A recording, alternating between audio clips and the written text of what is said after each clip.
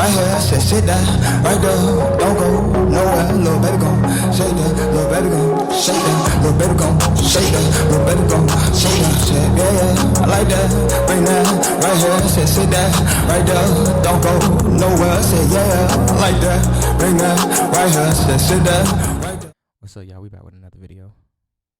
Napoleon Blownapart again. The fake fighting fantasy of Frank Dux? I'm gonna say Do. I don't speak French.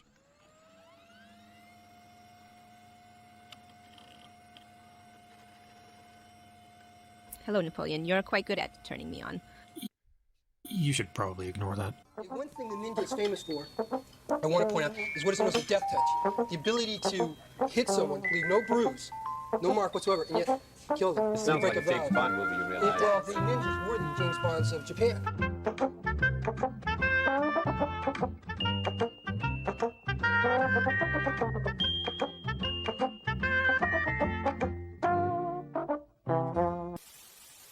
Kept you waiting, huh? In the world of video games, Hideo Kojima is an auteur. That's French for pretentious. One of the most recognizable and successful designers of all time, he has made a career out of ripping off more movies than the Pirate Bay. His level of stardom is such The disrespect is crazy. that it affords him the creative freedom to design characters with names like Die Hard Man or a female There's no way. There's no way. Die Hard, man? Are you serious? soldier who looks more like a stripper that wandered into an NRA convention, and somehow he keeps getting work. Kojima's best title is arguably Metal Gear Solid 3. I agree. I say arguably as anyone who's allowed to use the stove unsupervised knows the real answer is MGS1, and I'll fight you if you try and tell me any different. But in a universe filled with vampires, Never played it. It might be the best. I mean, it's the original, and you spawn multiple titles off of it, so maybe, but I had MGS3. Did I finish MGS3? No, but I had it. soldiers, cyber ninjas, clones of clones of clones, and telepathic gremlins or whatever, MGS3 is a standout title simply for having an actual well-thought character arc for its main antagonist, the boss. I will now ask Napoleon to attempt the Sisyphean task of summing up a Kojima storyline in 2 paragraphs or less. The boss is a legendary soldier who, in the crazy world of Hideo Kojima, was pivotal in winning the Battle of Normandy for the Allies and turning the tide of World War II. She's the mentor and friend of your character, Naked Snake, who is also known as Big Boss, and not to be confused with Solid Snake, who was a clone of Big Boss, or Liquid Snake, who was the brother of Solid Bro, it's too many clones, bro. Snake, and is also a clone of Big Boss, but evil and also dead, but lives on in the surgically reattached hand of Revolver Ocelot, who was the Wait, what? Okay, just bear with me. But this guy's alive, but he got liquid snake hands as a transplant, and now it's controlling him, and sometimes he just it's supposed to be straight up turns into liquid snake. Why does this story sound stupid? boss's illegitimate child and ultimately forms a terrorist group called the Sons of Liberty with Solidus Snake, not to be confused with Solid Snake. Bro, it's too many snakes, bro. Because Solidus Snake is actually the President of the United States, who is also a clone of Big Boss. So everybody's Big Boss. Got it. Snake, are you okay? Snake? Snake? But which snake? Okay, so while the plot of the Metal Gear universe has more shocking twists than a dominatrix specializing in ball torture, to cut a ridiculous story short, this legendary American soldier, the Boss, defects to the USSR during the Cold War, and not the modern-day Cold War, the classic one you remember from Call of Duty Black Ops. You track her down, kill her, Yeah, I love that one. and save the day. But only afterwards is it revealed that the Boss never actually defected. She had been ordered by her superiors to defect, to get on the inside of the USSR, and stop the development of a very anime type of nuclear weapon.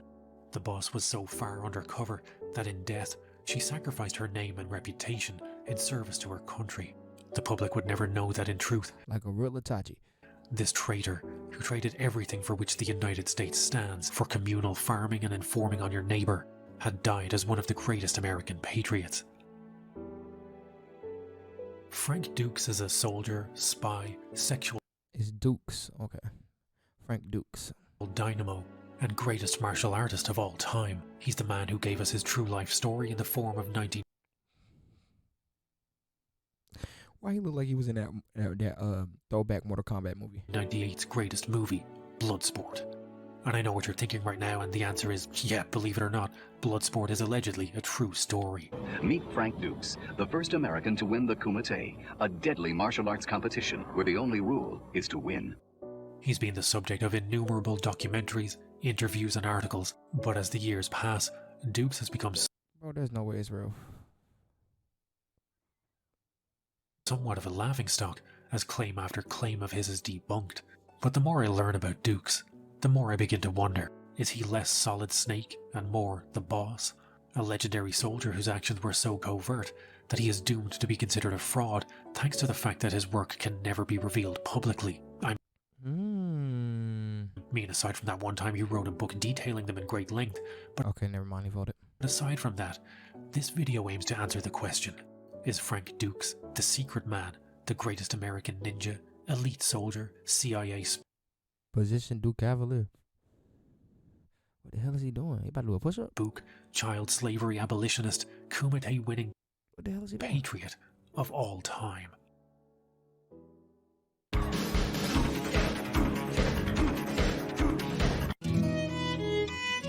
But he stole all his moves from the Power Rangers, on God.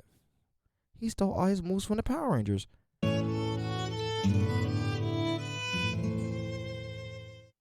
Without a good backstory, there's no compelling reason for any hero or villain to exist.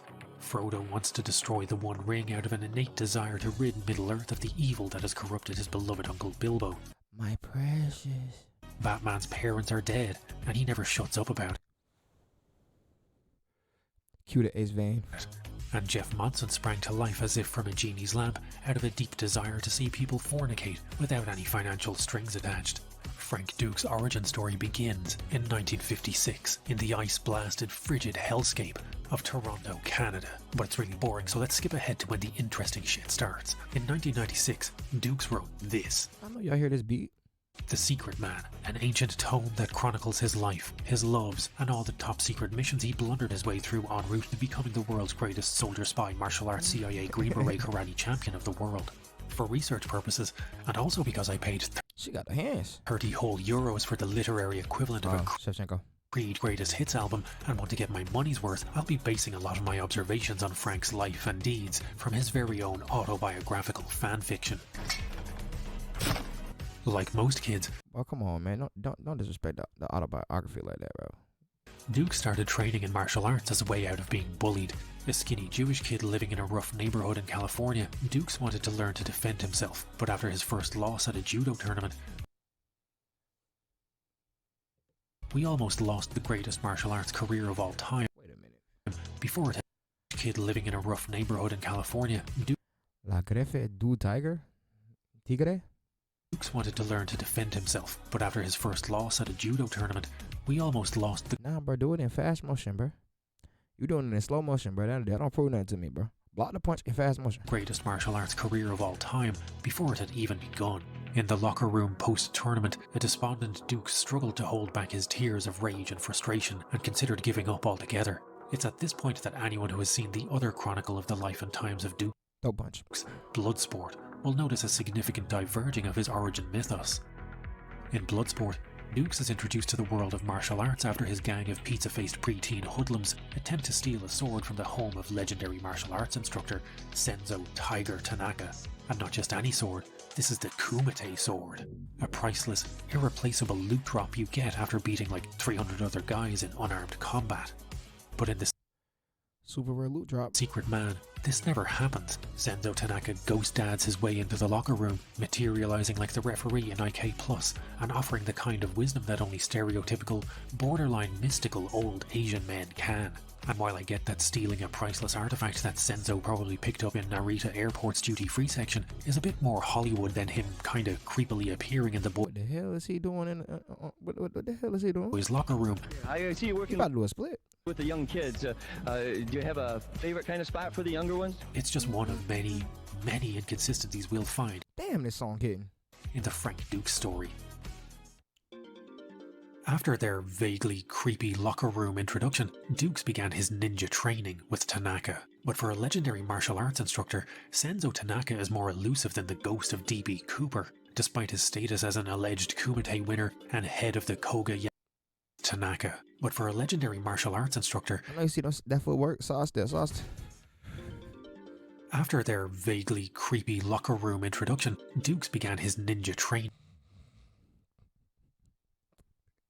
He teach Tabo with Tanaka. But for a legendary martial arts instructor, Senzo Tanaka is more elusive than the ghost of D.B. Cooper, despite his status as an alleged Kumite winner and head of the Genji clan. Koga Yamabushi School of Ninjutsu. Tanaka is more underground That's what Koga came from. Tanaka than the average sub-pop artist. Dukes is the only martial artist to ever claim to have trained with him. Tanaka, train me. What's the whole up? And despite being a supposedly world-famous martial artist, there is not a single dojo, school, or cardio kickboxing class affiliated with him. Jean-Claude Van Damme. Finding information on Tanaka has practically become its own cottage industry, with people making hour-long videos and digging through more complex lineages than Genghis Khan just to try and prove this man actually existed. However, I can prove, because of your last episode with Michael Bisping, that Senzo Tanaka is absolutely a real person. One of the things you'll notice about Dukes if you do even surface-level digging is his obsession with James Bond. This sounds like a James Bond movie, you realize. Well, the ninjas were the James Bonds of Japan. People inspire me. Yo, the beat selection do not miss. Well, one was inspiration was Sean Connery in the James Bond series. There you go. You're a young man, you see a guy, he's getting all the girls, fancy cars, adventure, excitement, never loses.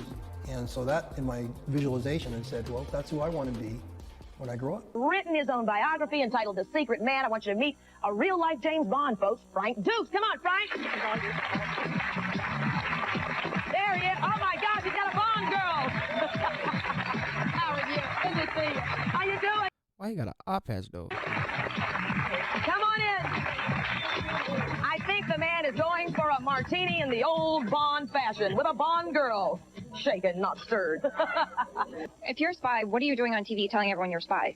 The idea of being a spy is that your life is secret and nobody knows about it. So what is this?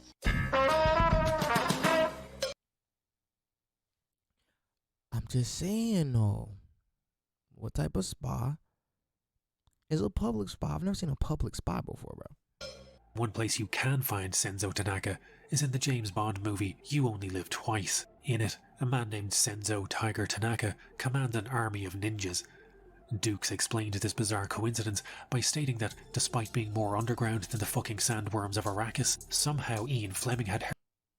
Years later, however, Tanaka's identity was used by Ian Fleming in the famous James Bond books. Fleming was once a high-ranking member of the British Secret Service, was that MI6, I think, would borrow Tanaka's name for his book, You Only Live Twice. Here, too, I did not know James Bond was a book. Damn, that might be the greatest book adaptation there. Here, too, he would rekindle the legend of the ninja. Heard all about Tanaka and based his Bond villain on the real-life Senzo. It's taken 30 years of digging just to verify that, yes, there was. Goddamn. 1888.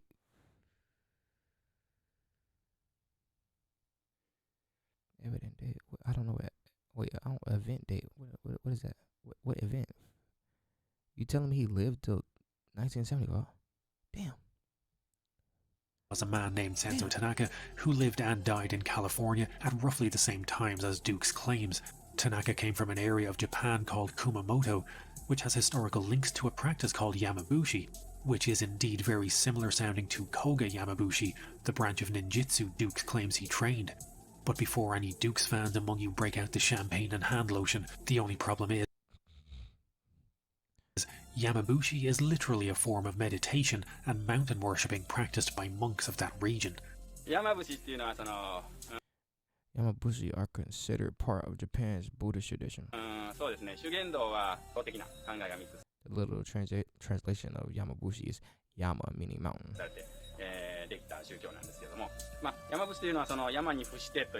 Bushi meaning bowing down.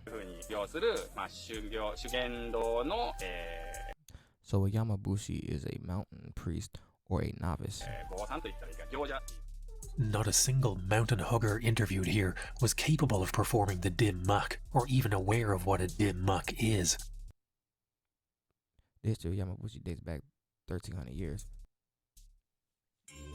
In 1980, Frank wrote a manuscript titled Ninja, The Untold Story.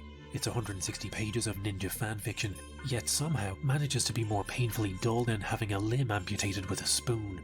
Dux does, however, spend a significant allotment of the story performing literary fellatio on Senzo Tanaka. The list of Tanaka's accomplishments are truly inspirational. Let's take a look at a few examples and try to rate their credibility. At age 16, he took part in the Russo-Japan War. Oh, it's possible? Okay, cool. Doggy.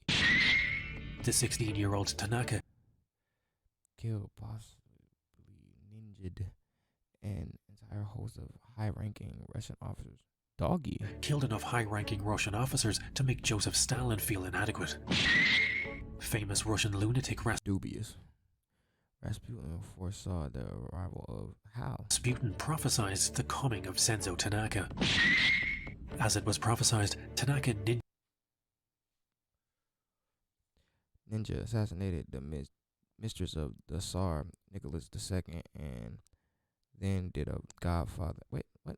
And then did a Godfather, but without the horse head. I'm trying to remember the first Godfather movie. I can't though. Ninja'd his way into the court of Tsar Nicholas II, beheaded his mistress, and left her head in his bed. Tanaka pulled a lethal weapon and was kicked out of the Japanese.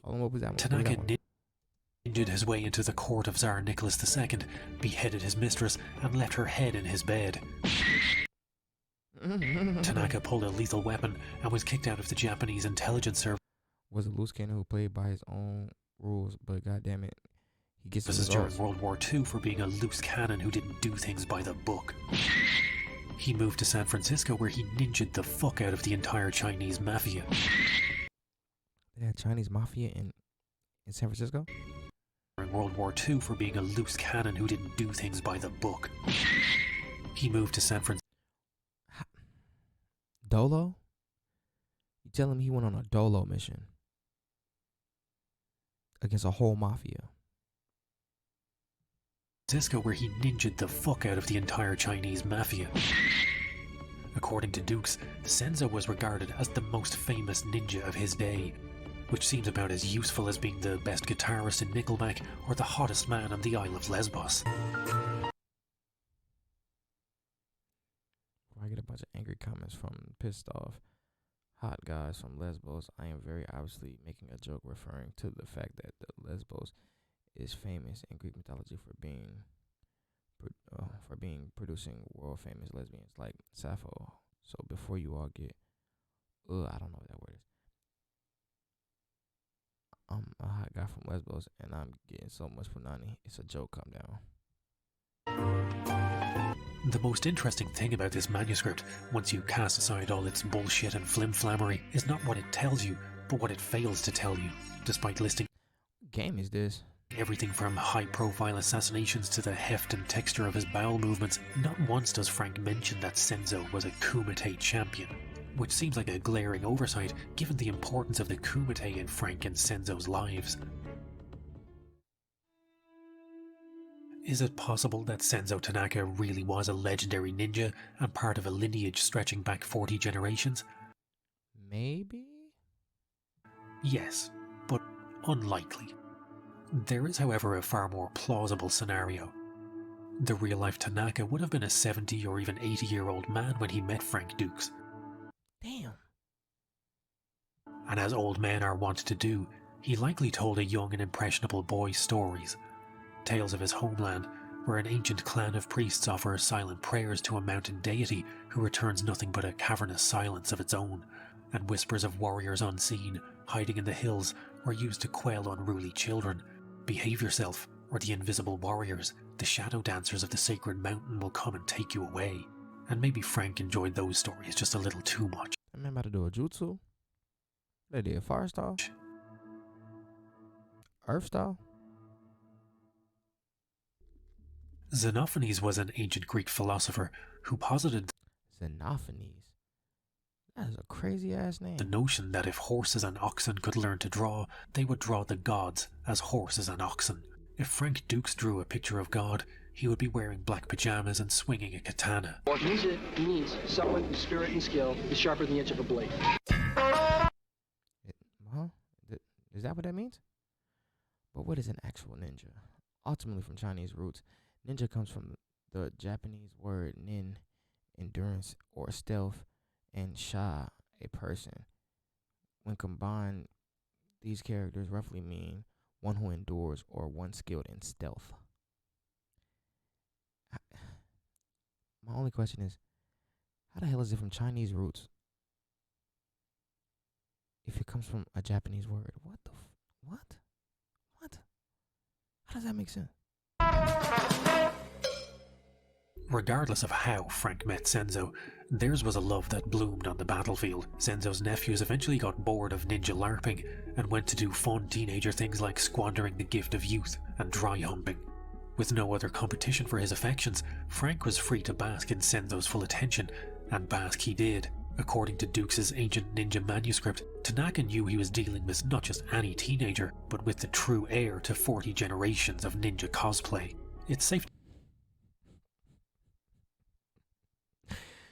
This guy is hilarious. to say Senzo picked up a real ninja vibe coming off this kid, which may partially explain why, between the ages of 14 to 16, Senzo's training crossed over the border into full-on child endangerment, as Frank was made to do live fighting with real bladed weapons, fought a green beret. What game is that? And had to have stakes I strapped think that might be Metal Gear Solid. to his legs and get chased by a hungry Akita. Endangerment, as Frank was made to do live fighting with real bladed weapons, fought a green beret, and had to have stakes strapped to his legs and get chased by a hungry Akita. So after 2 whole years of training, What's the whole up? he took What's the hold up? That's what he was saying? someone else's teenage son on an unsupervised trip to, and I quote, the legendary ninja land of Masuda, which is odd as you would likely expect them to go to Kumamoto, seeing as that's where 40 fucking generations of Senzo's ninja great-grandparents lived, but you would think. Whatever, maybe his ninja teleport abilities were a little off that day. So, what is this? At Masuda, the 16-year-old Frank learns every single ninja technique in the fucking I'm about to play Persona just for the music.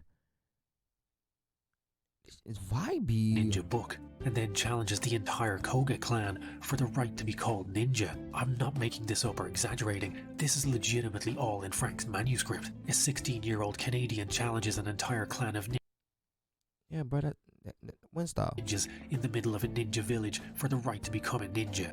And again, I quote, the boy's abilities shocked and pleased the ninja community, and he was awarded, in front of the entire Koga clan, the title of ninja.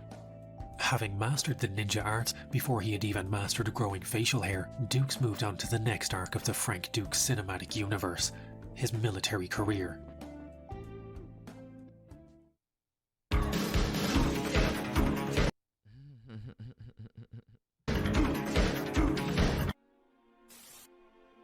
My name is Frank Dux. I was in Vietnam. I hold the record for most Vietnamese killed with a single roundhouse kick. How though? It's 56.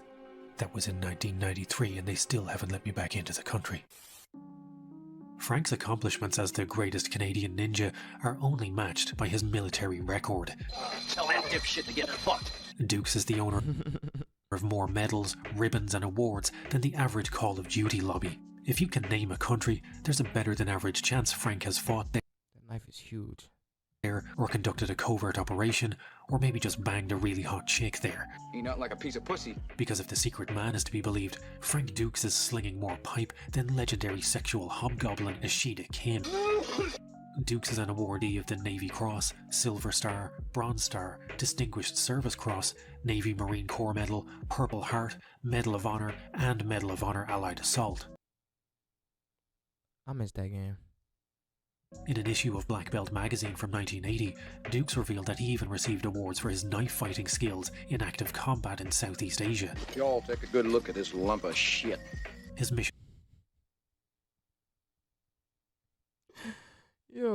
were so covert that even his awarding of the Medal of Honor had to be done in a secret ceremony.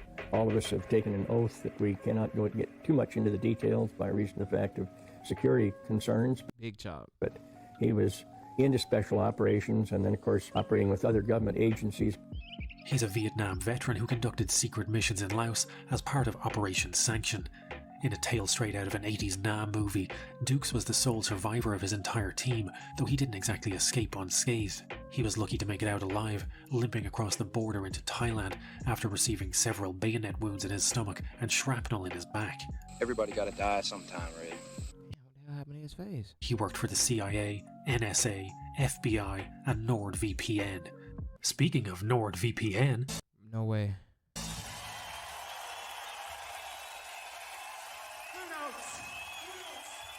Fuck NordVPN. Frank's military and intelligence career is shrouded in more mystery than the pyramids of Giza. In order to try and make sense of it all, we need to start at the beginning. Bob, I kind of... Damn. He was overly decorated. Frank's military and intelligence career is shrouded in more mystery than the pyramids of Giza. In order to try That's heli metals. and make sense of it all, we need to start at the beginning. Bob, I got a bad feeling on this one, all right? I mean, I got a bad feeling. His stomach hurt. My name is Frank Dux. I was in Vietnam. There was no parade for me when I came home. Nobody called me a hero.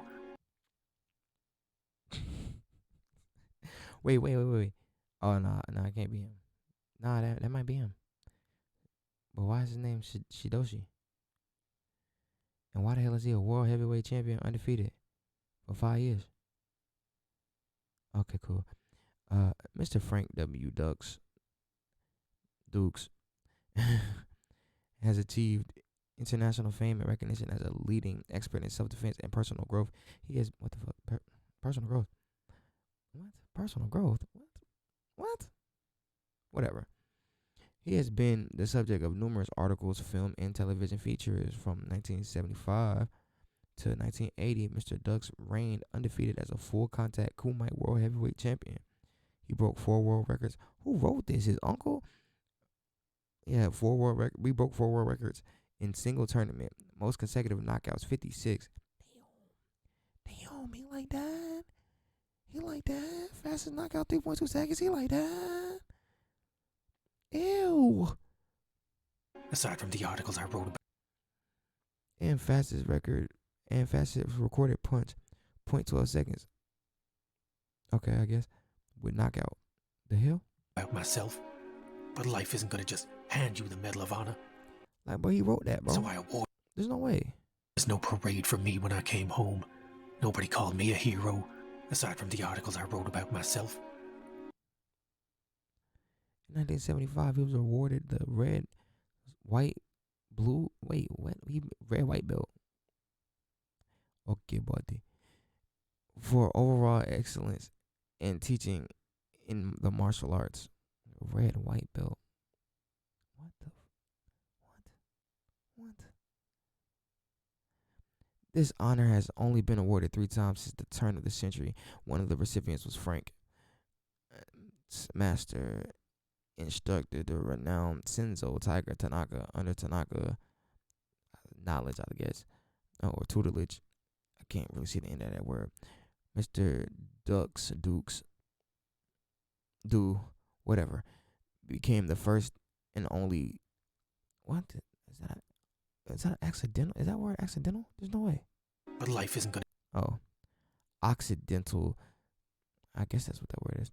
To learn the ancient guarded secrets of the Koga Yamabushi system of ninjutsu and achieve master status. Oh, that's why they call him Shidoshi. I just hand you the Medal of Honor. Prior to founding the first Koga Yamabushi system of ninjutsu in the United States, Frank became one of the most decorated veterans of the Southeast Asian conflict, gaining awards for valor and self-sacrifice in clandestine operations, I believe. Honor. Yeah, I can't get the rest of So I awarded it to myself. Yeah, bro. What we do know for indisputable fact, thanks to a Freedom of Information request from militaryphony.com, is that in 1975, at the age of 18, and only 2 years after becoming King of the Ninjas, Frank enlisted in the Marine Corps Reserves. He attained the rank of Lance Corporal, and his primary duty for his entire military career is listed as wireman, which is someone who repairs communications equipment. His active duty only lasted 130 days, ending in October of 1975. What? The lines begin to blur when Dukes himself supplies a copy of his discharge papers, which show Basic Intelligence Man listed as his primary duty rather than Wireman. This was investigated by military phony, who were able to confirm that Frank did indeed have basic intelligence. Yo, he gotta chill. Training, but the kind of advanced intelligence training one might need to get into the CIA or FBI is nowhere to be seen. The reveal of Frank as having basic intelligence training might seem like a rare W for him, as it lends credibility to his tales of Special Forces, Green You got cooked. Beret, James Bond, covert missions, and licking strawberry jam off a woman's foot in the middle of a restaurant, which is actually a thing in his book, and I swear to God I'm not making up something as Bro, there's no way he wrote that. There's no way you read that whole book, bro. stomach churning as that. But once we dig a little deeper, things fall apart faster than a Tony v. Habib main event. The first and most glaringly obvious structural flaw in Frank's House of Lies are his Vietnam stories. Numerous articles describe him. After training with Tanaka for several years, Dukes was called to serve in Vietnam and came out of the experience with a chest full of medals and a basic distrust of institutions like the military. As a Vietnam veteran, and even in his own book. Oh, you wrote that though. But he wrote that though. He describes someone as an old buddy from Nam, but unless his recruitment office was a heavily modified DeLorean, it's impossible for Frank to be a Vietnam veteran, given that the war ended in 1973 and so I'm like, how in the world? I just seen when you got discharged. I just seen when you was in the military. How? How the hell was you in Vietnam? he enlisted in 1975. While GIs were busy dying face down in the mud, Frank was face down in Senzo's backyard, LARPing as Ninja Jesus. When this was pointed out, Frank immediately cast Reflect, claiming that he never said he was in Vietnam, but Southeast Asia as part of a special operations group on... For sure. I guess. Makes sense. Like, bruh. Secret missions after the war had ended. Everything I see and I achieve it, bitch, we best. Everything I see and I achieve it, bitch, we best. Everything I'm seeing, I achieved it, bitch, you best believe it. It has been my Nintendo switch it, though, kick it with my kinfolk. Haters just be talking, so I really do not need that info. That info, Chakra ascending, I'm back in this bitch, hella me pending. Mind on the million.